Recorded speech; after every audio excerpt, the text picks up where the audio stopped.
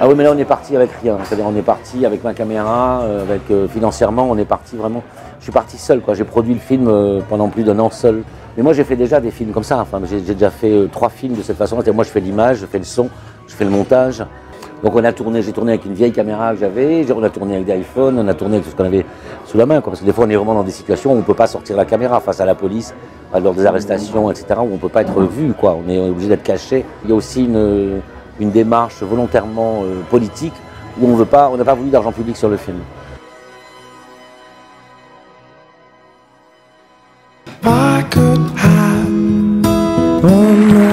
Ayez confiance, parce que nous défendons la vie, nous défendons des gens. C'est là-dedans la liberté pour moi. Et moi j'ai envie de continuer d'être libre. Je demande d'asile à France. Moi c'est des histoires personnelles. Ils peuvent me faire ce qu'ils veulent, je continuerai, je ne m'arrêterai pas.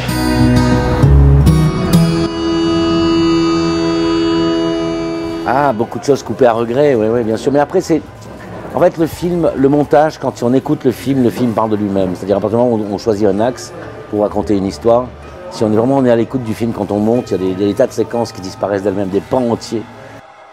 Mais tu vois, c'est en passant du temps avec tous ces blacks qui étaient à Vintimille, s'ils pensaient aller à Paris, en fait, ils allaient vers Turin. Donc, ils se sont retrouvés piégés dans cette vallée. Parce que quand ils continuaient leur chemin, ils étaient de nouveau en Italie. Donc ils se faisaient de nouveau arrêter, ils étaient renvoyés, enfin c'était un truc comme ça. Il y a des gens qui arrivent, des femmes, des gamins, des adultes qui sont perdus, qui ne parlent pas un mot, qui sont frigorifiés, qui sont en tongs, en t-shirt, il pleut, c'est la montagne, il fait froid. Et les flics les prennent, les embarquent et les ramènent en Italie directement. Comment est-ce que les gens de la vallée rencontrent ces gens-là? Comment est-ce qu'ils les accueillent? Comment ça se passe? Et ce que ça produit comme effet? Notamment sur le plan judiciaire, parce que les gens sont arrêtés. On ne pouvait pas aller à cette époque-là.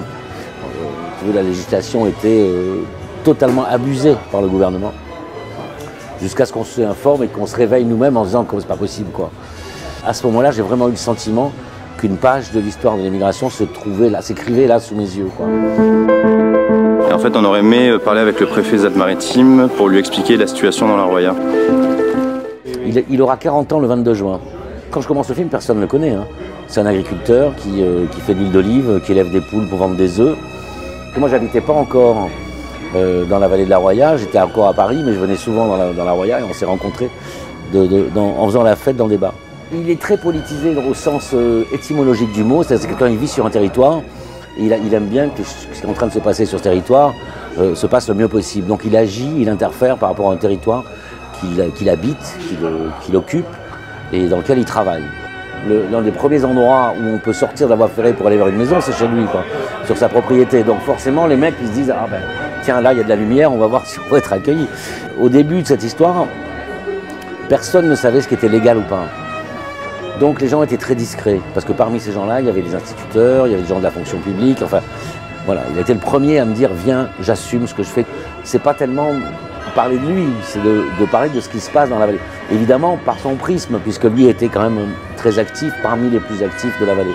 Ouais, Cédric Héroux, agriculteur, sur Roya, délinquant. Cédric, à un moment, était extrêmement médiatisé, parce qu'un journaliste du New York Times, le premier journaliste à venir, était un journaliste du New York Times qui est venu, qui a passé 1 mois dans la vallée, et qui a fait un article qui a fait la première page du New York Times. Et donc, des journalistes sont venus du monde entier dans la vallée de Roya. Il y avait des Japonais, des Brésiliens, des Allemands, des Belges, des Français, enfin il y avait toutes les télés françaises qui étaient là, presse écrite, presse audiovisuelle, presse radio. C'était plus compliqué de gérer les journalistes que de gérer l'arrivée des réfugiés. Tous ces gens-là, ils arrivaient avec un matos incroyable, des équipes de 5, avec des grosses caméras, des pieds, tout ça. Et moi j'étais avec mon petit truc, donc les flics, tout ça, ils disaient non, lui c'est pas important ce qu'il fait, quoi, c'est pas... Donc on a eu une sorte de mépris de classe qui moi m'a servi énormément, qui m'a permis d'avoir des trucs que personne n'a jamais eu. S'ils n'ont pas de pièce d'identité, ils vont devoir me suivre. Non, je m'en suis pas. Eh bien, ils vont me suivre quand même. Le directeur de cabinet de la préfecture de l'époque et le procureur de la République viennent dans la vallée parce qu'à un moment on ouvre un squat parce qu'il fait mauvais, il y a énormément de gens qui arrivent chez Cédric, il n'y a plus de capacité d'hébergement. Donc on va ouvrir des bâtiments abandonnés de la SNCF. Et donc on entre là-dedans et évidemment 200 gardes mobiles arrivent, le directeur de cabinet de la préfecture qui s'appelle François-Xavier Loche, je dis son nom, et le procureur de la République qui s'appelle Jean-Michel Prêtre qui arrive en disant c'est pas possible, etc. Et moi je suis avec ma petite caméra de merde et eux ils nous parlent et moi j'ai ma caméra comme ça. Et là, j'ai une conversation entre le directeur de cabinet, le procureur, Cédric et moi, où on leur parle comme ça.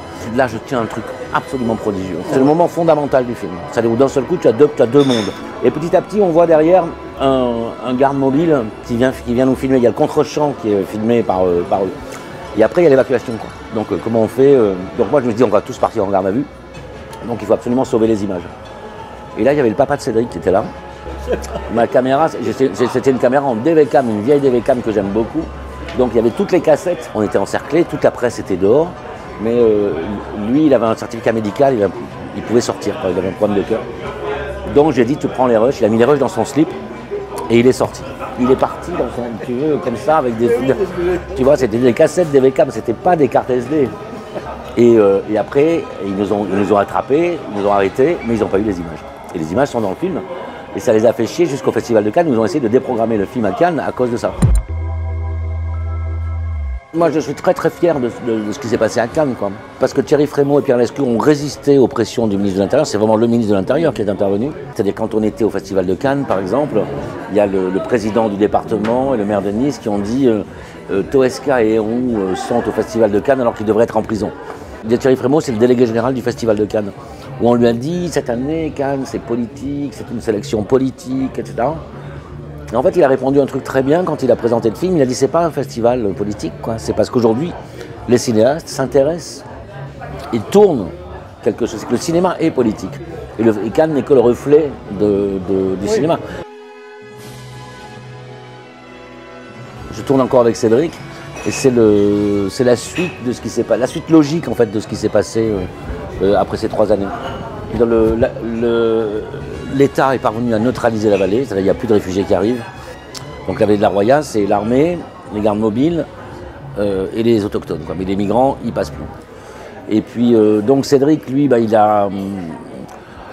il a un peu accusé le coup et après il s'est dit il n'y a qu'une chose à faire, c'est puisque tout le monde ne veut pas des migrants, etc., on va créer un lieu d'accueil dans la vallée de la Roya.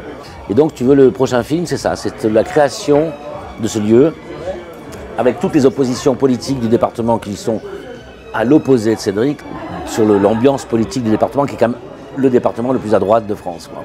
Voilà, donc c'est assez palpitant et assez marrant de créer un lieu que l'ensemble de la classe politique du département déteste par principe. On va tourner sur 2 années, on verra où on en est dans 2 ans. J'ai un titre, mais je ne suis pas sûr, donc c'est un titre provisoire. Libre 2. Non, ça s'appelle Autrement. Tu l'écris comment? Autrement.